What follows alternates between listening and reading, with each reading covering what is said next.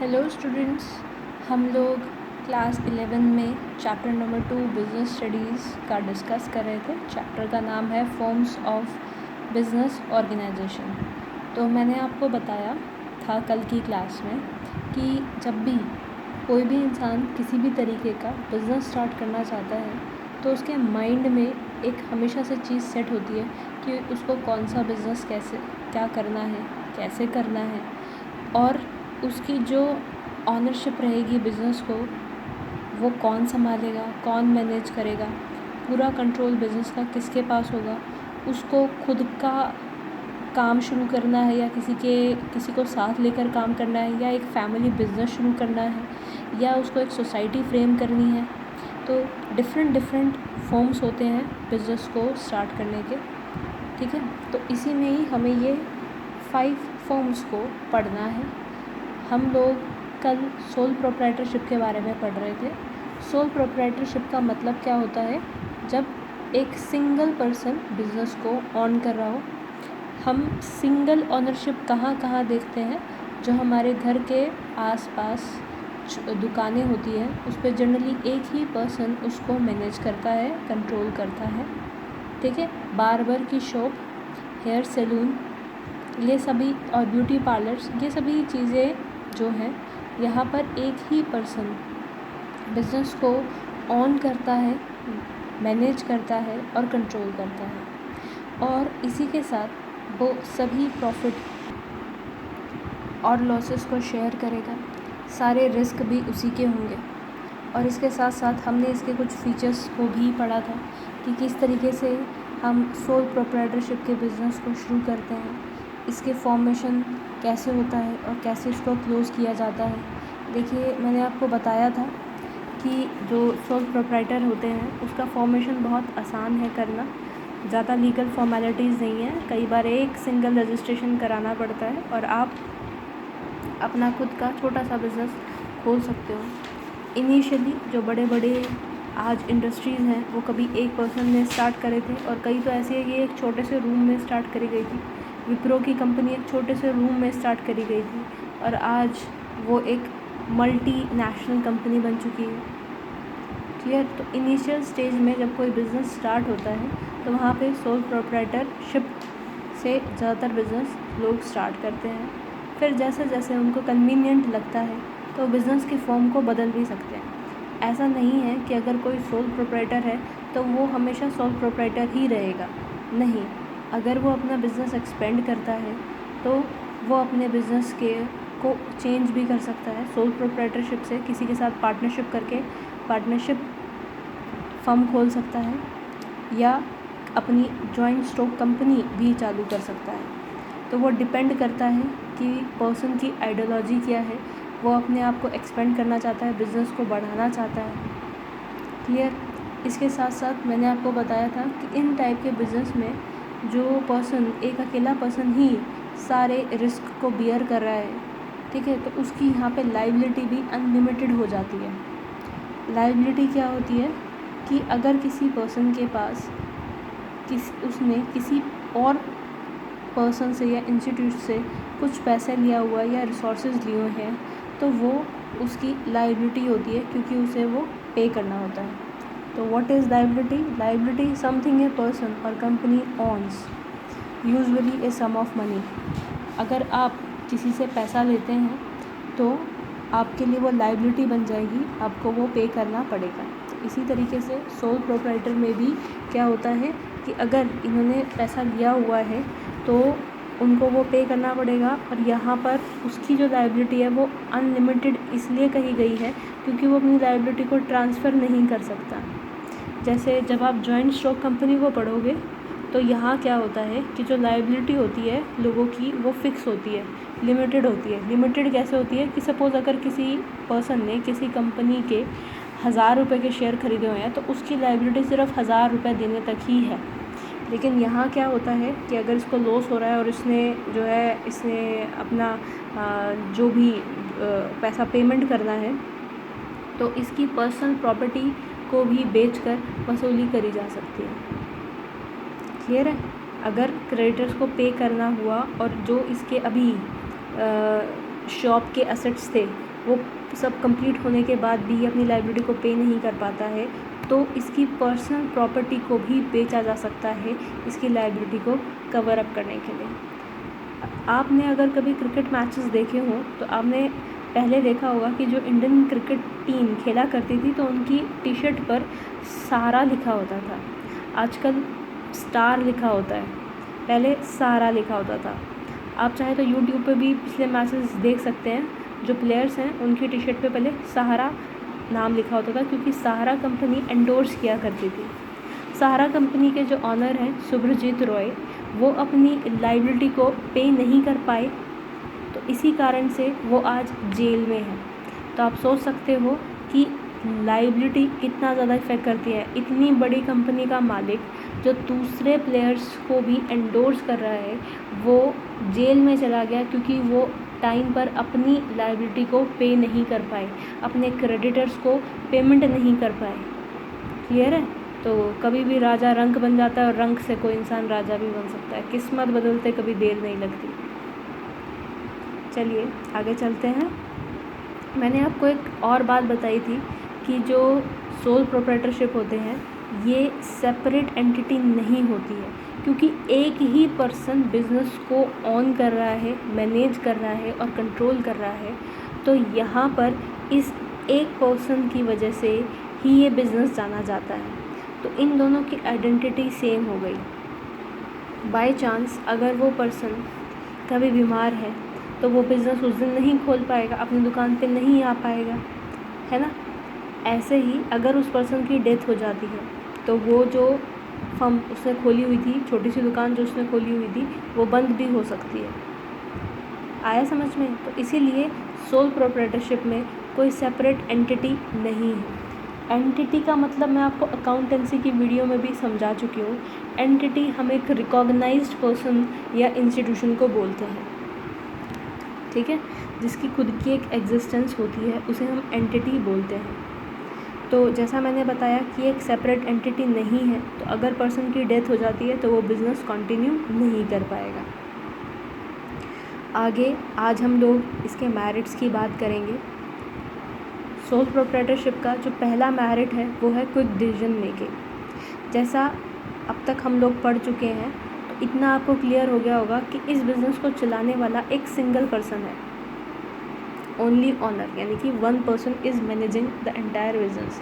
अब एक ही बंदा है, उसको फैसला खुद ही लेना है, किसी और से विचार विमर्श नहीं करना है, तो उसके लिए आसान हो जाता है फैसलों को लेना। जबकि अगर हम दूसरे फॉर्म्स ऑफ बिजनेसेस को देखें, जैसे जॉइंट हिंदू फैमिली हुआ, पार्टनरशिप हुआ, कोऑपरेटिव सोसाइटीज़ और जॉइंट स्टॉक कंपनीज़ हैं, तो यहाँ पर क्या होता है, डिसीजन मेकिंग एक लेंथी प्रोसेस बन जाता है, क्योंकि हमें सब लोगों की राय जाननी पड़ती है। लेकिन यहाँ पे एक अकेला बंदा ही फैसले ले रहा है, तो ये काफ़ी आसान प्रक्रिया हो जाती है कि बिज़नेस के हित में उसको जो ठीक लगे वो कर सकता है। क्लियर? तो हम इससे कह सकते हैं कि एक सोल प्रोप्राइटर जो होता है वो एंजॉय करता है considerable degree of freedom in making business decisions. जो सोल प्रोप्राइटर है वो एक कंफर्टेबल पोजीशन एंजॉय कर पा रहा है, क्योंकि वो अकेला पर्सन है जो बिज़नेस को मैनेज कर रहा है, कंट्रोल कर रहा है। क्लियर है? तो further the decision making is prompt, जल्दी भी फैसले ले सकता है, because there is no need to consult others. उसे किसी और से तो अपने फैसले, अपनी राय तो नहीं मनवानी है, तो उसके लिए काफ़ी आसान हो जाता है अपने फैसलों को लेना। ठीक है, this may lead to timely capitalization of marketing opportunities and as when they arise. तो जब उसको लगता है कि उसे मार्केट में कुछ अपॉर्चुनिटीज़ मिल रही है और अकेला उसे फ़ैसला लेना है, किसी और से कंसल्ट नहीं करना है, तो वो जल्दी प्रॉम्प्ट फैसले लेगा और क्विकली एक्शन लेकर अपने बिज़नेस को एक्सपेंड कर सकता है। ठीक है, नेक्स्ट देखिए, एक ही पर्सन बिज़नेस को मैनेज कर रहा है तो कॉन्फिडेंशियल इन्फॉर्मेशन वो लीक नहीं कर पाएगा। जब एक से अधिक लोग बिज़नेस में इन्वॉल्व हो जाते हैं तो जो कॉन्फिडेंशियल इन्फॉर्मेशंस होती हैं उनके लीक होने का ख़तरा होता है। अब यहाँ पे मैं इंफॉर्मेशन के लीक होने का ख़तरा क्यों कह रही हूँ, आपको पता होगा कि जो सिल्क था उसका सबसे पहले जो इन्वेंशन हुआ था, मतलब किस तरीके से सिल्क बनाया जाता है, वो चाइना में हुआ था, है ना। तो चाइना ने क्या किया, 1000 साल तक, बहुत सेंचुरीज़ तक उसने वो तरीका वेस्टर्न वर्ल्ड में या किसी और देश में जाने ही नहीं दिया। अगर उसको ये लगता था, किसी पर्सन पे डाउट होता था कि ये तरीका लीक कर देंगे आगे, तो वो उसको मरवा दिया करते थे। समझ में आ रही है। तो उन्होंने क्या किया कि अब सिल्क बनाने का तरीका सिर्फ उन्हें आता था, तो अब मार्केट में उनका कोई कंपटीटर ही नहीं आएगा। अब जब कंपटीटर नहीं आएगा, सारी डिमांड वो पूरी कर रहे हैं और सिल्क की डिमांड बहुत ज़्यादा थी, तो उन लोगों ने अच्छा खासा मुनाफा कमाया। कई सेंचुरीज़ तक उन्होंने इस तरीके को चाइना से बाहर ही नहीं आने दिया। वैसे चाइना बड़ी हिडन इकॉनमी है, वो अपनी किसी भी बात को ईज़िली बाहर नहीं निकालती है। पेपर का इन्वेंशन भी उन लोगों ने ही सबसे पहले किया था। चाय का बनाने का जो तरीका है वो भी चाइना से ही निकल के आया था। कई एरिया में चाइना ने बहुत अच्छा परफॉर्म किया है और इन्फॉर्मेशन को छुपाने में भी चाइना सबसे आगे रहता है। तो ये बिजनेसेस में भी कुछ अपने ख़ास तरीके होते हैं, कुछ कॉन्फिडेंशियल चीज़ें होती हैं जो इंसान को अपने पास रखनी चाहिए। तो एक ही बंदा बिज़नेस मैनेज कर रहा है तो उससे कॉन्फिडेंशियल डाटा लीक नहीं होगा। Clear. Sole decision making authority enables the proprietor to keep all the information related to business operation confidential and maintains secrecy। अब क्योंकि एक ही पर्सन बिज़नेस को मैनेज कर रहा है, तो जो कॉन्फिडेंशियल ऑपरेशंस हैं वो उसको सीक्रेट रख सकता है। देखिए, एक sole trader is also not bound by law to publish firms account. जो आपकी जॉइंट स्टॉक कंपनीज होती हैं ना, इनको अपने अकाउंट्स को पब्लिश करना पड़ता है, पर जो सोल प्रोप्राइटर होते हैं इनको अपने अकाउंट्स को पब्लिश नहीं करना होता। ऐसा क्यों है? क्योंकि जो सोल प्रोप्राइटर है उनकी संख्या बहुत ज़्यादा है। अब एक एक ब्यूटी सैलून को बोल दिया जाए, एक एक ब्यूटी पार्लर को बोल दिया जाए, ठीक है, या टेलर जो भी बैठे हुए हैं या जो दुकानें हैं इनको बोल दिया जाए कि आपको अपनी डाटा पब्लिश करना है, तो कितना ज़्यादा इन्फॉर्मेशन का आउटफ्लो हो जाएगा। इतनी तो कोई भी चेक भी नहीं कर पाएगा। तो इसीलिए इनको अपनी बुक्स ऑफ अकाउंट को जो है पब्लिश नहीं करना होता। ये इनके लिए बिल्कुल भी मैंडेटरी नहीं है, ठीक है। लेकिन जब हम जॉइंट स्टॉक कंपनी के बारे में पढ़ेंगे तो वहाँ पे हम जानेंगे कि इनको अपनी बुक्स ऑफ अकाउंट को पब्लिश करना पड़ता है, लेकिन सोल प्रोप्राइटर को नहीं करना होता, ठीक है।